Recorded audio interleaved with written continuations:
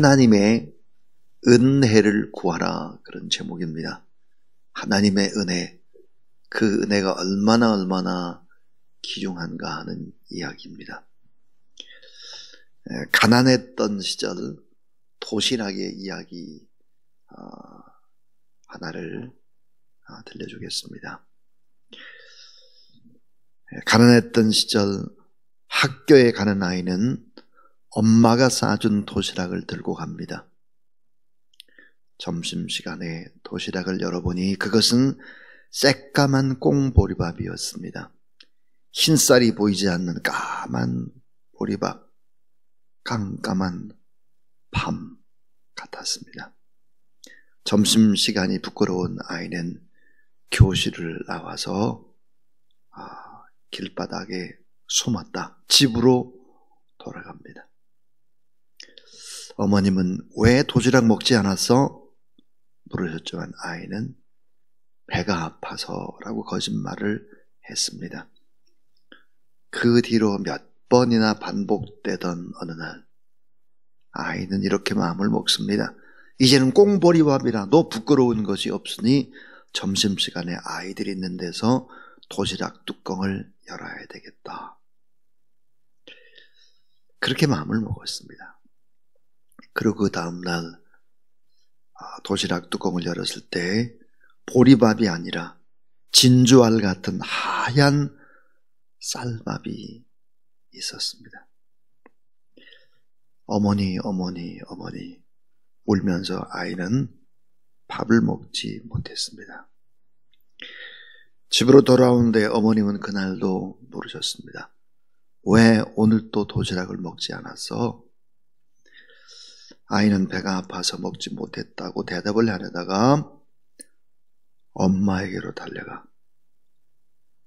그 가슴에 얼굴을 대고 엄마 품에서 엉엉 울었습니다.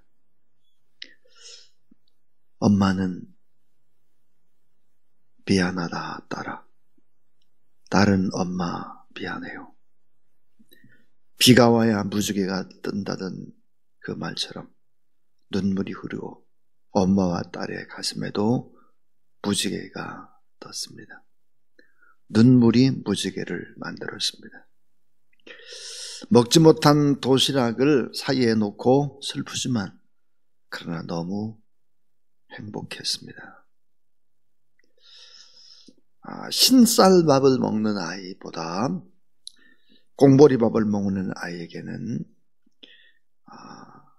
눈물이 결국은 행복을 가져다 주고 그 주변에 눈물이 아름다운 행복한 공동체를 만든다는 것을 우리는 너무 잘 압니다. 눈물이 있어야 사랑을 알고 눈물이 있을 때 이웃의 아픔을 외면하지 않게 됩니다. 결국은 이 고난이 축복이 될 수 있는 것이죠. 하나님은 욥에게 고난이 없는 이 고난이 정말 욥에게 없다면 하나님의 마음을 알 수 없다고 말씀하고 욥에게 만약에 고난이 없다고 하면 하나님의 뜻을 이룰 수 없고 깊이 있는 하나님의 사랑을 알 수도 없다. 그래서 욥에게 고난을 허락하시는 것이죠. 자, 오늘 성경 속에서 욥의 고난을 통해서 또 가르쳐주는 축복의 진리가 뭘까? 이런 것입니다. 자, 그 첫 번째 진리는 너 자신이 전적으로 불의함을 인정하라 하는 것입니다. 내 자신을 알아라 하는 거예요. 자, 하나님의 깊고 깊은 그 고난을 주면서도 사랑하고 아름답게 변화되고 또 이웃들을 사랑하고 더 아름다운 축복의 공동체를 만들려고 하는 하나님의 뜻을 욥이 알 리가 없지요. 자, 오늘 6절, 7절, 8절에 오면 그때 여호와께서 폭풍우 가운데서 욥에게 일러 말씀하시되, 자, 폭풍우 가운데 그랬습니다. 폭풍우, 고난 가운데 욥에게 일러 말씀하시되 넌 대장부처럼 허리를 묶고 내가 내게 묻겠으니 내게 대답할지니라. 자, 8절 한번 같이 읽습니다. 시작. 내가 내 공의를 부인하려느냐? 내 의를 세우려고 나를 악하다 하겠느냐? 이 말이 뭘까? 내 자신의 불의함을 인정해야지. 왜 그렇게 의롭다고 하느냐? 나 앞에서 어려운 것이 없으면서 내 자신의 전적으로 불의함을 인정하라 하는 것입니다. 9절에 보면 내가 하나님처럼 능력이 있느냐? 하나님처럼 천둥소리를 내겠느냐? 넌 불의하다는 거죠. 불의하다. 켈빈은 이런 이야기를 했습니다. 인간의 문제라고 하는 것이 뭘까? 인간은 전적 타락했다는 거예요. 전적 타락. 인간은 누구나 다 아담의 후손은 전적 타락했다. 또 전적 부패하고 전적 타락, 완전 부패한 것이 인간이다. 거기다 전적으로 무능하다. 인간이 그렇다는 거예요. 그런데 하나님이 전적으로 예정하시고 선택하시고 불러주시고 의롭다 해주셨다. 이건 전적인 하나님의 은혜다. 그래서 이 전적 하나님의 은혜이기 때문에 이 구원이라고 하는 것은 우리가 노력한 것이 아니라 전적인 하나님의 선물이고 하나님의 상급이고 하나님의 축복이다. 켈빈이 이렇게 얘기를 하는데 오늘 본문도 마찬가지예요. 내 능력으로 내 힘으로 그렇게 자연을 움직일 수 있고 또 오늘 본문에 보니까 뭐가 나오냐면은 15절에 보니까 이제 소같이 풀을 먹는 베헤못 그랬습니다. 베헤못. 이 베헤못이 뭘까? 베헤못은 옛날 성경에는 하마라고 표현을 하고 있습니다. 하마를 누가 졌느냐? 그 허리에 힘이라든지 배에 뚝심이나 힘줄이라든지 꼬르치는 엄청난 힘을 누가 줬겠느냐? 네가 줬냐? 내가 다 하늘도 만들고 땅을 만들고 자연을 만들고 생물도 만들고 동물도 만들고 내가 다 했어. 그 말입니다. 그래서 두 번째로 하나님께서 욥에게 깨우치는 것이 뭘까? 너 자신의 전적 무능함을 인정해라. 너는 의로운 것이 아무것도 없고 너 자신의 전적 무능함을 인정하라는 것이죠. 너는 너무 교만했다. 너는 너무 겸손하지 않았다 하는 거예요. 인간의 의로 절대로 구원을 얻을 수 없고 인간의 노력으로도 절대로 구원이 이루어지는 것이 아니다. 너는 그리고 죄인이다. 로마서 6장 23절에 보니까 죄의 삭은 사망이다. 우리는 죽고 심판받아 마땅할 사형수들과 같다는 거예요. 사형수. 내가 아무리 의롭다고 소리를 쳐도 사형수는 뭐예요? 죽을 수밖에 없는 거잖아요. 뭐가 필요해요? 특별 사면이 필요한 존재들이에요. 그 특별 사면이 무엇입니까? 예수 그리스도의 십자가, 그 보혈을 인정하면 특별 사면이에요. 특별 사면. 너 자신의 전적 무능함을 인정해라. 너는 불의하고 너는 타락했고 너는 전적 무능하다 하는 것입니다. 그래서 세 번째로 하나님이 욥에게 가르쳐주는 진리가 뭘까? 구원의 소망을 하나님께만 두어라는 거예요. 구원의 소망을 하나님께만 두어라. 오늘 성경에 보니까 하나님께서 자연 만물 속에 생하시는 크고 놀라운 역사를 설명하면서 욥의 무능을 증명합니다. 너 무능하잖아. 할 게 없잖아. 내 스스로를 의지하고 내 스스로를 노력으로 그렇게 인생을 살려고 하지 말고 오직 하나님께만 소망을 둬야 그게 진짜 내 삶의 몫이다 하는 것입니다. 자, 전적 하나님의 은혜로만 구원을 받게 된다. 전적 하나님의 은혜를 바라보며 그 하나님을 믿으며 살아가야 한다. 자, 은혜 받을 자격이 없는데 하나님의 은혜로 구원을 받았어요.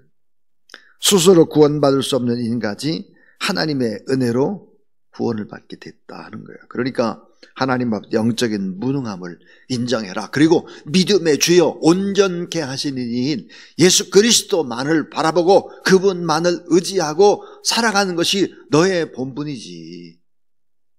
그렇게 큰 소리 빵빵 칠 것이 없다는 거예요. 자, 여러분, 아무것도 없는 사람이 큰 소리 칩니다. 예. 많이 배우지 못한 사람이 배웠다고 떠들어대는 것입니다. 뭘 아는 사람은 어때요? 저는 무능합니다. 저는 못합니다. 하나님의 은혜가 아니면 안 됩니다. 그렇게 고백을 하는 거예요. 요즘 제가 이어령 교수님의 그 마지막 수업이라고 하는 책을 읽고 있는데 그 책에 보니까 얼마나 석학 중에 최고의 석학입니까? 한국의 지성이잖아요. 그분이 이런 얘기를 쓰고 있습니다. 자기는 예수님 옷자락 붙잡고 하나님의 나라에 가고 싶다. 또 그분이 그동안에 많은 책을 썼습니다. 제 5층 목양실의 방에도 보면 이어령 전집이 있습니다. 30권짜리. 그 전집만 있는 것이 아니잖아요. 그 뒤로 뭐 엄청난 많은 책을 쓰셨는데 그분의 고백은 이거예요. 쓸만한 책이 없다는 거예요. 자기가 쓴 책 중에 읽을 만한 책이 별로 없다. 참 부족하고 연약할 뿐이다. 이런 고백을 합니다. 엄청난 석학의 입에서 그동안에 많은 글을 쓴 그분이 별것이 아니다. 미안하고 죄송할 뿐이다. 이런 고백을 하는 거예요. 이런 고백을. 오늘 하나님의 은혜를 구하라 그런 제목으로 하나님의 말씀을 전했습니다. 여러분 고난이 없는데 어떻게 눈물이 없는데 어떻게 내 가슴에 행복의 무지개가 뜨겠습니까? 엄마 아빠와 사이에 이런 아름다운 슬픔과 고통이 없는데 어떻게 그 엄마의 은혜, 아빠의 은혜를 평생 기억하고 살겠습니까? 오늘날의 젊은이들의 문제를 보면 이런 고난이 너무 없는 거죠. 그래서 행복의 진정한 무지개를 볼 수가 없는 거죠. 그런 안타까운 모습들. 하나님은 욥에게 고난이 없이는 하나님의 마음을 알 수가 없다. 고난이 없이는 하나님의 뜻을 이룰 수도 없다.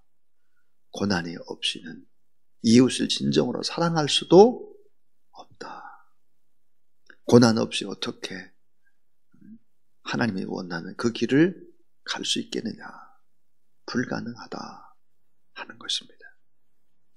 그리고 세계 모든 만물을 우주를 다 만드시고 통치하시고 다스리시는 하나님께서 이렇게 하는데 너는 너 자신의 전적으로 불의함을 인정해라. 너 자신의 전적 무능함을 인정해라. 그리고 구원의 소망을 하나님께만 두고 그리고 겸손하게 살아가라.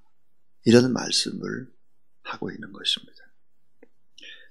오늘도 하나님 앞에 소망을 두고 484장 찬송, 이 찬송을 부르면서 우리 스스로 하나님 앞에 한번 돌아볼 수 있기를 바랍니다. 484장입니다.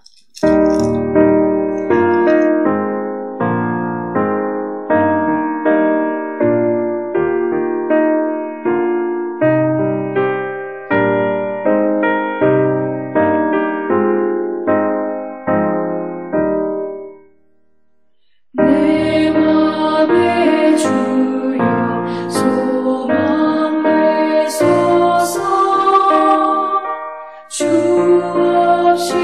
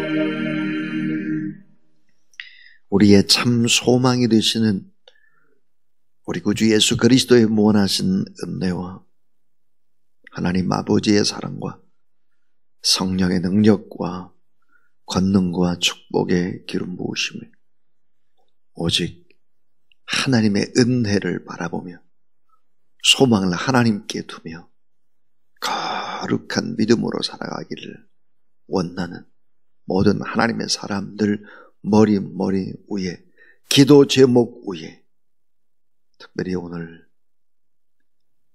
고통 중에서 하나님 앞에 간절히 부르짖는 우리의 환우들 위에 이제로부터 영원토록 함께 하옵시기를 간절히 축원하옵나이다. 아멘.